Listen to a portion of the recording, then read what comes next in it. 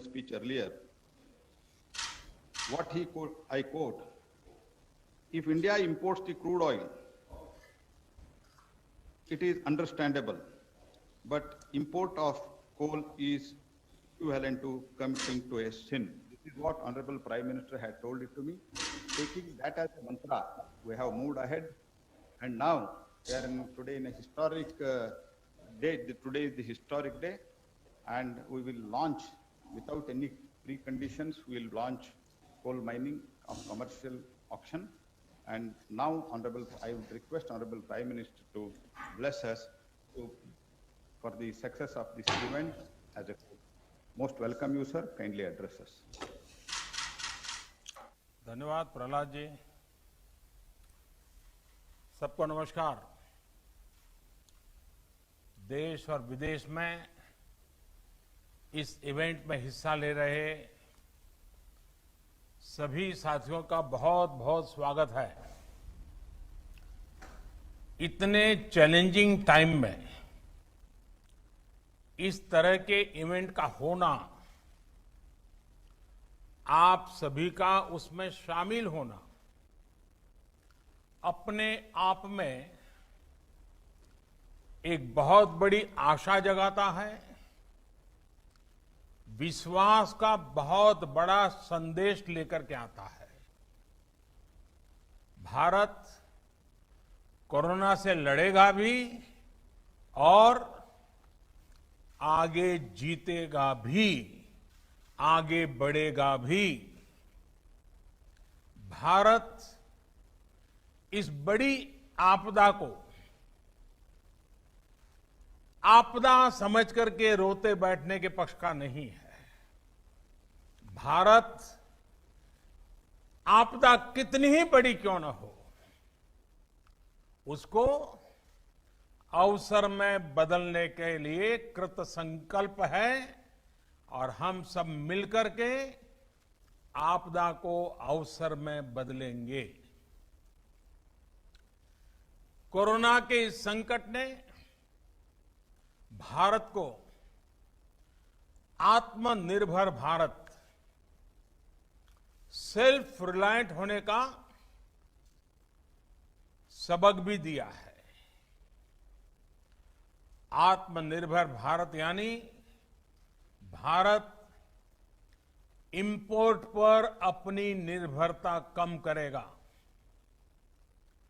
आत्मनिर्भर भारत यानी भारत इंपोर्ट पर खर्च होने वाली लाखों करोड़ों रुपयों की विदेशी मुद्रा बचाएगा और देश के गरीबों के कल्याण के लिए काम में लाएगा।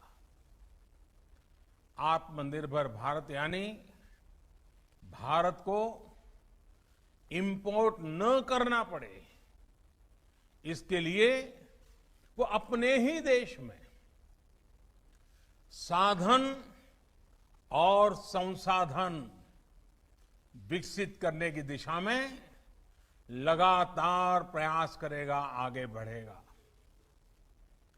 आत्मनिर्भर भारत यानी जिसे आज हम इंपोर्ट करते हैं, कल को, और ये बात मैं बहुत जिम्मेवारी के साथ आप सबके पर भरोसा होने के लिए कह रहा हूं, ये आप पर मेरा जो भरोसा है उसके लिए मैं कह रहा हूं कि आज हम जो इंपोर्ट करते हैं, कल को उसी के सबसे बड़े एक्सपोर्टर बनेंगे। साथियों, इस लक्ष्य को प्राप्त करने के लिए यह बहुत आवश्यक है कि हम एक एक सेक्टर को पकड़कर, एक एक प्रोडक्ट को पकड़कर, एक एक सर्विस का ध्यान करते हुए होलिस्टिक तरीके से काम करें। एक एक क्षेत्र को चुन करके उस क्षेत्र में भारत को आत्मनिर्भर बनाएं। आज का ये इवेंट इसी सोच को साकार करने की दिशा में एक महत्वपूर्ण इनिशिएटिव है, एक मजबूत कदम है। आज एनर्जी सेक्टर में भारत को आत्मनिर्भर बनाने के लिए, सेल्फ रिलायंट बनाने के लिए एक बहुत बड़ा कदम उठाया जा रहा है। ये कार्यक्रम सिर्फ कोल माइनिंग से जुड़े एक सेक्टर से जुड़े रिफॉर्म्स को जमीन पर उतारने का ही है ऐसा नहीं है, बल्कि ये 130 करोड़ एस्पिरेशंस को रियलाइज करने का कमिटमेंट है। ये हमारे युवा साथियों के लिए रोजगार के लाखों अवसर तैयार करने की शुरुआत है। साथियों, सेल्फ रिलायंस के संकल्प को सिद्ध करने के लिए जब पिछले महीने आत्मनिर्भर भारत अभियान की घोषणा हुई थी, तो कई लोगों को लगता था कि एक प्रकार से एक सामान्य सरकारी प्रक्रिया है, लेकिन महीने भर के भीतर ही हर घोषणा, हर रिफॉर्म्स, चाहे वो एग्रीकल्चर सेक्टर में हो, चाहे एमएसएमईज के सेक्टर में हो, या फिर अब कोल और माइनिंग के सेक्टर में हो, हर क्षेत्र में एक साथ अनेक प्रकार के कदम उठाए जा रहे हैं, निर्णय किए जा रहे हैं और निर्णयों को तेजी से जमीन पर उतारने के लिए हर कोई कोशिश कर रहा है। ये दिखाता है कि भारत इस क्राइसिस को अपॉर्चुनिटी में बदलने के लिए कितना गंभीर है, कितना कमिटेड है। आज हम सिर्फ कॉमर्शियल कोल माइनिंग के लिए ऑक्शन ही लॉन्च नहीं कर रहे हैं, बल्कि कोल सेक्टर को दशकों के लॉकडाउन से भी बाहर निकाल रहे हैं।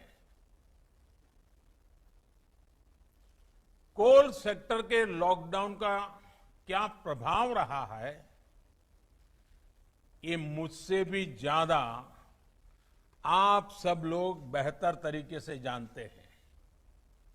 सोचिए, जो देश कोल रिजर्व के हिसाब से दुनिया का चौथा सबसे बड़ा देश हो, जो दुनिया का दूसरा सबसे बड़ा प्रोड्यूसर हो, वो देश कोल का एक्सपोर्ट नहीं कर रहा है, बल्कि हमारा देश दुनिया का दूसरा सबसे बड़ा कोल इंपोर्टर है, कोल आयात करता है। बड़ा सवाल ये है कि जब हम दुनिया के लार्जेस्ट प्रोड्यूसर हैं, एक प्रकार से लार्जेस्ट प्रोड्यूसर के जो मेन ग्रुप हैं, हम उसमें से एक हैं। अगर ये सच्चाई है तो हम लार्जेस्ट एक्सपोर्टर क्यों नहीं हो सकते? और ये हम सबको अपने आप को पूछना है। और यही सवाल मेरे आप सभी को और करोड़ों भारतीयों के मन में भी हमेशा उठता रहा है। साथियों, हमारे यहां दशकों से यही स्थिति चल रही थी।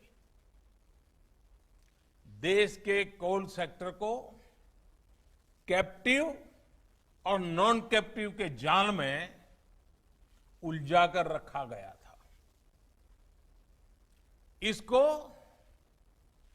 कंपटीशन से बाहर रखा गया था। ट्रांसपेरेंसी की एक बहुत बड़ी समस्या बार बार सामने आई है। ईमानदारी से ऑक्शन को छोड़िए, कोयला खदानों के अलॉटमेंट में बड़े बड़े घोटालों की चर्चा हर किसी ने सुनी है, हर समय हुई है, हर कोने में हुई है। इस वजह से देश के कोल सेक्टर में इन्वेस्टमेंट भी कम होता था और उसकी एफिशिएंसी भी हमेशा सवालों के घेरे में रहती थी। कोयला निकलता किसी राज्य में था, जाता सैकड़ों किलोमीटर दूर किसी अन्य राज्य के पावर प्लांट के लिए होता था, जबकि वे राज्य के पावर प्लांट्स कोयले का इंतजार करे रह जाते थे। यानी काफी कुछ मिसमैनेज था, अस्त व्यस्त था। साथियों, साल 2014 के बाद इस स्थिति को बदलने के लिए एक के बाद एक कई कदम उठाए गए। जिस कोल लिंकेज की बात कोई सोच नहीं सकता था, वो हमने करके दिखाया। ऐसे कदमों के कारण कोल सेक्टर को मजबूती भी मिली। आज बड़े बड़े रिफॉर्म्स को एब्सॉर्ब करने की ताकत उसके अंदर आ रही है। अभी हाल में हमने वो रिफॉर्म्स किए जिसकी चर्चा दशकों से चल रही थी, आप लोग भी कर रहे थे, जो अपने आप को एक्सपर्ट कमेंटेटर मानते हैं, वे भी कर रहे थे। अब भारत ने कोल और माइनिंग के सेक्टर में कंपटीशन के लिए, कैपिटल के लिए, पार्टिसिपेशन और टेक्नोलॉजी के लिए पूरी तरह से खोलने का बहुत बड़ा फैसला लिया है। इसका भी ध्यान रखा गया है कि जो नए प्लेयर्स, प्राइवेट प्लेयर्स माइनिंग के क्षेत्र में आए, उन्हें फाइनेंस के कारण कोई दिक्कत ना हो, उसका भी ध्यान रखा गया है ताकि नए लोगों को प्रोत्साहन मिले। साथियों, एक मजबूत माइनिंग और मिनरल सेक्टर के बिना सेल्फ रिलायंस संभव नहीं है, क्योंकि मिनरल्स और माइनिंग हमारी इकोनॉमी के इंपॉर्टेंट पिलर्स हैं। अब रिफॉर्म्स के बाद अब कोल प्रोडक्शन, पूरा कोल सेक्टर भी एक प्रकार से आत्मनिर्भर हो पाएगा। अब कोयले के लिए बाजार खुल गया है।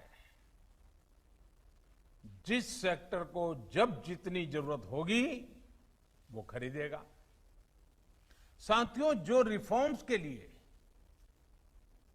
और जो रिफॉर्म्स हमने किए गए हैं, उसका लाभ सिर्फ कोल सेक्टर को ही नहीं, दूसरे अन्य सेक्टरों पर भी पड़ेगा।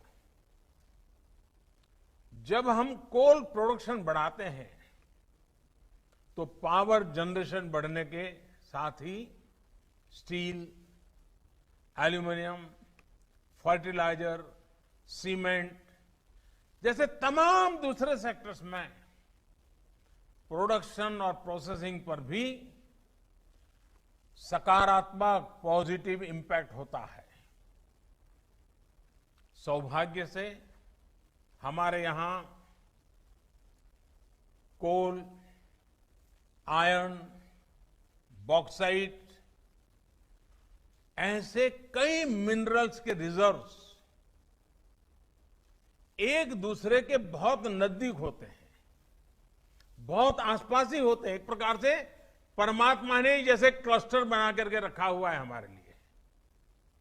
ऐसे में हाल में ही मिनरल्स को लेकर जो रिफॉर्म्स किए गए थे वो कोल माइनिंग रिफॉर्म्स के साथ जुड़ जाने से ये बाकी सेक्टर भी बहुत मजबूत हो गए हैं। साथियों, कॉमर्शियल कोल माइनिंग के लिए आज जो ऑक्शन की शुरुआत हो रही है वो हर स्टेक होल्डर्स के लिए विन विन सिचुएशन है। इंडस्ट्रीज को, आपको, अपने बिजनेस, अपने इन्वेस्टमेंट के लिए हम नए रिसोर्सेज मिलेंगे, नया मार्केट मिलेगा। इसके साथ ही राज्य सरकारों को बेहतर रेवेन्यू मिलेगा। देश की एक बड़ी आबादी को रोजगार मिलेगा।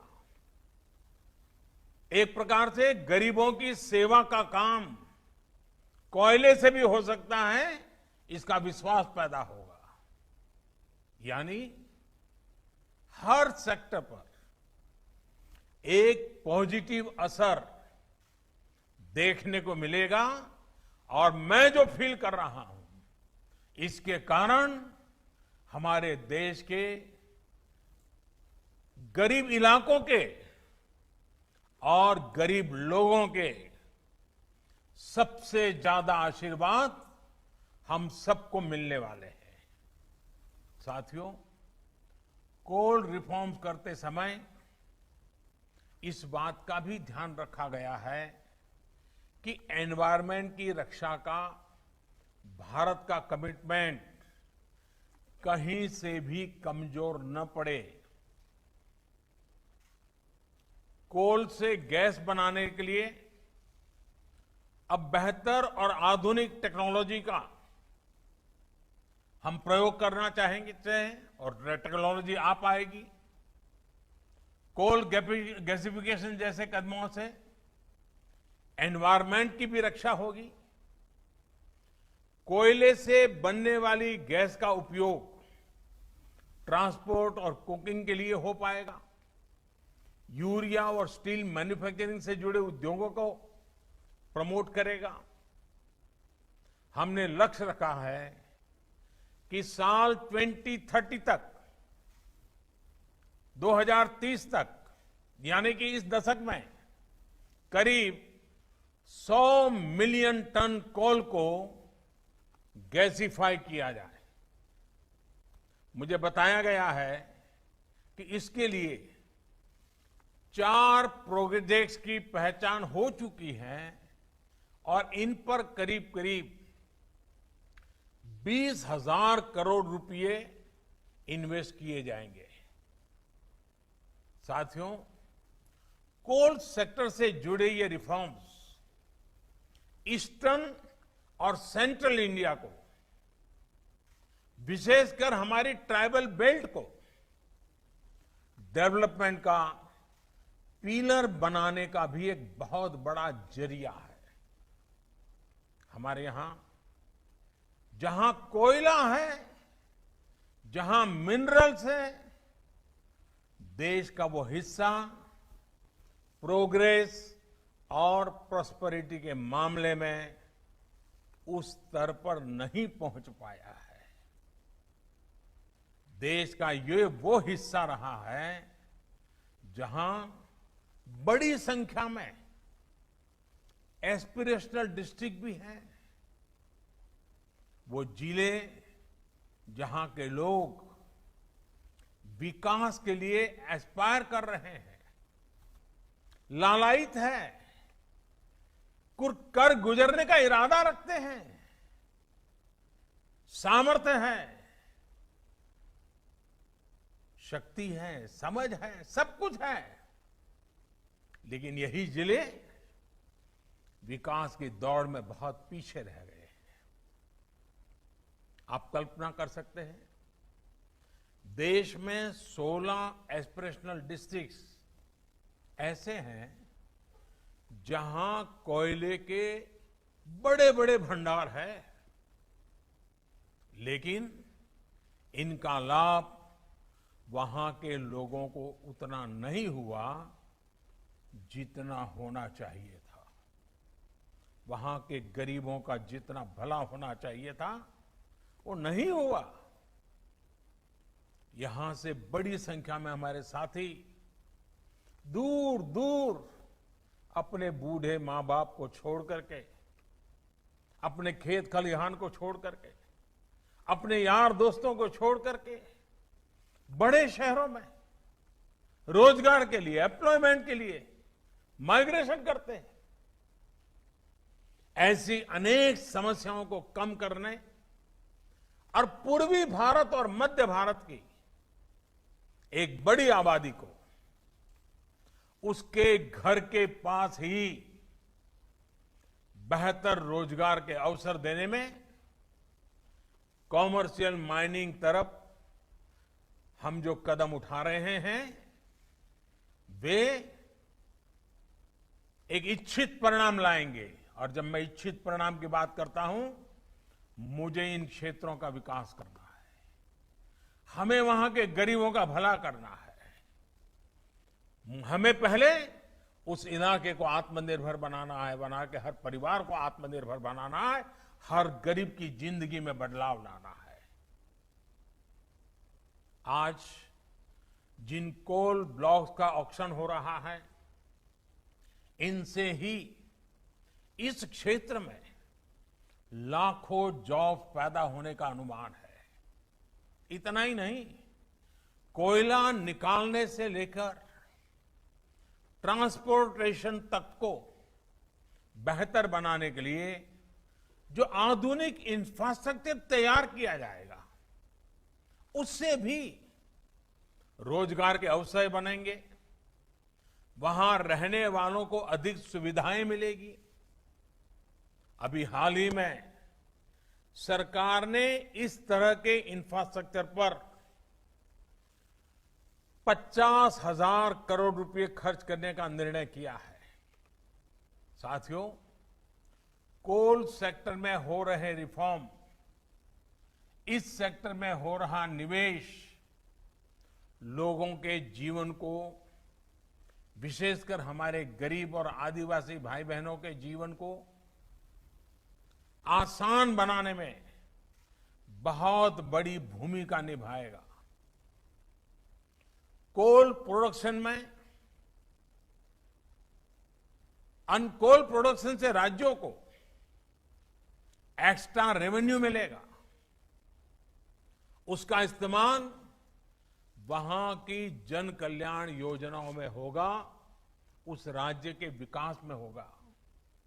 इसके साथ ही राज्यों को डिस्ट्रिक्ट मिनरल फंड, उससे भी बहुत मदद मिलने वाली है और ये मदद जारी रहेगी। इस फंड का बड़ा हिस्सा कोल माइनिंग के आसपास के इलाकों में जरूरी सुविधाओं के विकास में लगाया जा रहा है। वहां के लोगों की जिंदगी, ईज ऑफ लिविंग, उनको जीने के लिए जूझना न पड़े, उन्हें सरकारों के साथ जद्दोजहद न करना पड़े, वो आत्मसम्मान से जिए, वो आत्मनिर्भर होकर के जिए। यानी जहां संपदा है वहां रहने वालों में संपन्नता भी हो। इस लक्ष्य को लेकर हम आगे बढ़ रहे हैं। आज उठाए जा रहे ये कदम इस लक्ष्य को हासिल करने में बहुत मददगार सिद्ध होंगे। साथियों, ये ऑक्शन ऐसे समय में हो रहा है जब भारत में बिजनेस एक्टिविटी तेजी से नॉर्मल हो रही है। कंजम्पशन और डिमांड बड़ी तेजी से प्री कोविड लेवल की तरफ आगे बढ़ रहे हैं। ऐसे में इस नई शुरुआत के लिए इससे बेहतर समय हो ही नहीं सकता। पावर जनरेशन हो, कंजम्पशन हो, पेट्रोलियम प्रोडक्ट्स की डिमांड हो, इनमें मई के आखिरी और जून के पहले हफ्ते में तेजी से बढ़ोतरी हुई है।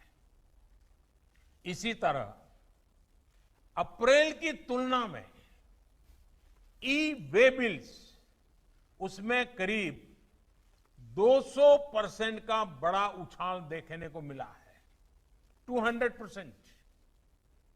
जून में टोल कलेक्शन भी फरवरी के कलेक्शन का 70% तक पहुंच चुका है। मई के महीने में रेलवे फ्रेट टैरिफ उसमें भी अप्रैल की तुलना में 26% की इंप्रूवमेंट दर्ज की गई है।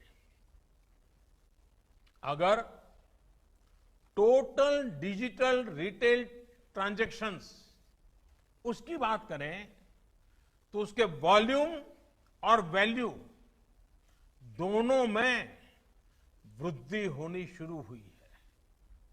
साथियों, रूरल इकोनॉमी भी अपनी स्पीड पकड़ना शुरू कर रही है। इस बार खरीफ क्रॉप का एरिया पिछले साल के मुकाबले 13% से ज्यादा है। इस वर्ष गेहूं का प्रोडक्शन और प्रोक्योरमेंट दोनों बढ़ा है। पिछले साल के मुकाबले अभी तक गेहूं का 11% से ज्यादा प्रोक्योरमेंट किया जा चुका है। मतलब ये कि किसानों की जेब में भी इस बार ज्यादा पैसा पहुंचा है। ये जितने भी इंडिकेटर्स हैं, मैंने बहुत ज्यादा समय लिया नहीं, कुछ कम गिनाए हैं। ये जितने भी इंडिकेटर्स हैं वो दिखा रहे हैं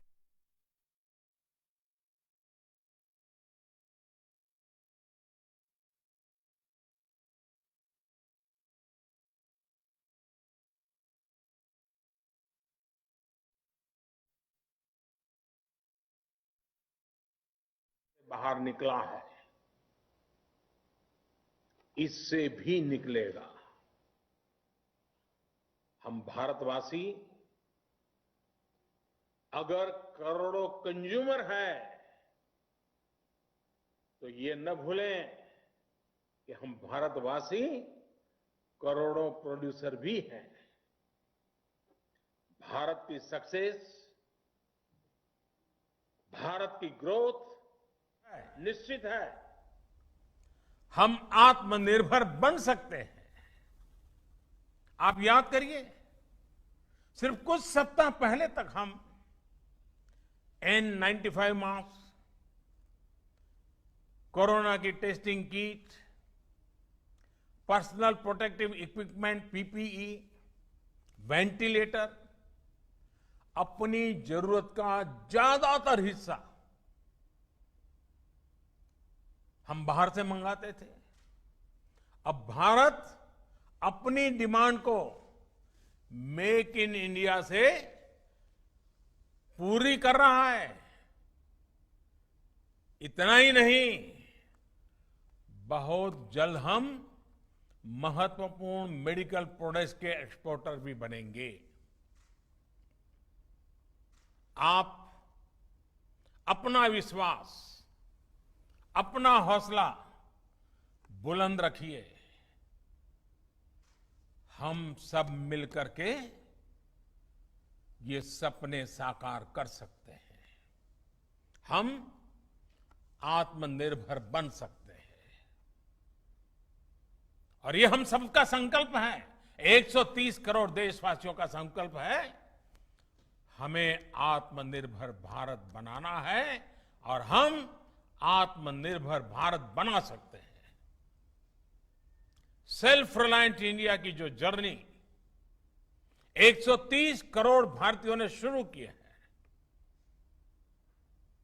आप भी उसके भागीदार हैं। आप नेतृत्व करने के लिए आगे आइए। जीवन में ऐसे मौके बहुत कम आते हैं जब कुछ कर करके इतिहास को मोड़ देने की मौका आ जाता है। आज भारत के उद्योग जगत को, आज भारत के व्यापारी जगत को, आज भारत के सर्विस सेक्टर को लीड करने वाले लोगों के लिए इतिहास को बदलने का मौका आया है। इतिहास की दिशा बदलने का मौका आया है। भारत के भाग्य को बदलने का मौका आया है। हमें इस मौके को जाने नहीं देना है। हमें इस अवसर को छोड़ना नहीं है। आइए भारत को आगे बढ़ाएं, भारत को आत्मनिर्भर बनाएं। साथियों, आज मुझे आपके बीच आने का मौका मिला। मामला तो कोयले का है, हीरे के सपने देख करके चलना है। एक बार फिर आप सभी को इस अहम शुरुआत के लिए, कोल सेक्टर के इस अहम पड़ाव के लिए मेरी तरफ से बहुत बहुत शुभकामनाएं हैं। मैं विशेष रूप से मंत्रिपरिषद के मेरे साथी प्रहलाद जोशी जी को और उनकी टीम को बहुत बधाई देना चाहता हूं, क्यों उन्होंने इस लॉकडाउन पीरियड का इतना उपयोग किया। पूरे डिपार्टमेंट के हर बारीकियों का अध्ययन किया। देश के लिए नया क्या कर सकते हैं, नए तरीके से क्या कर सकते हैं, उन्होंने एक बहुत बड़ी लीडरशिप दी है। मैं प्रहलाद जी को,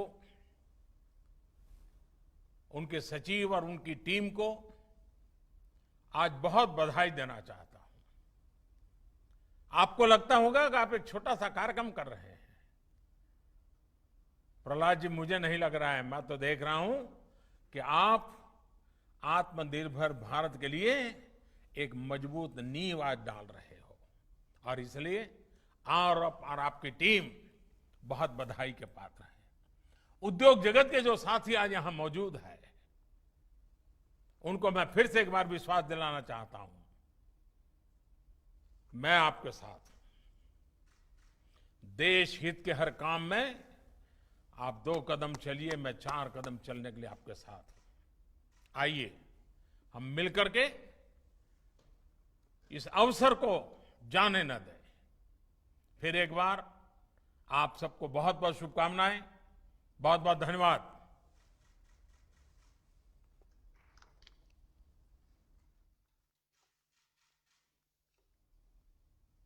बहुत बहुत धन्यवाद सर आपको। आपने हमारा, you have inspired us and इसके कारण हमको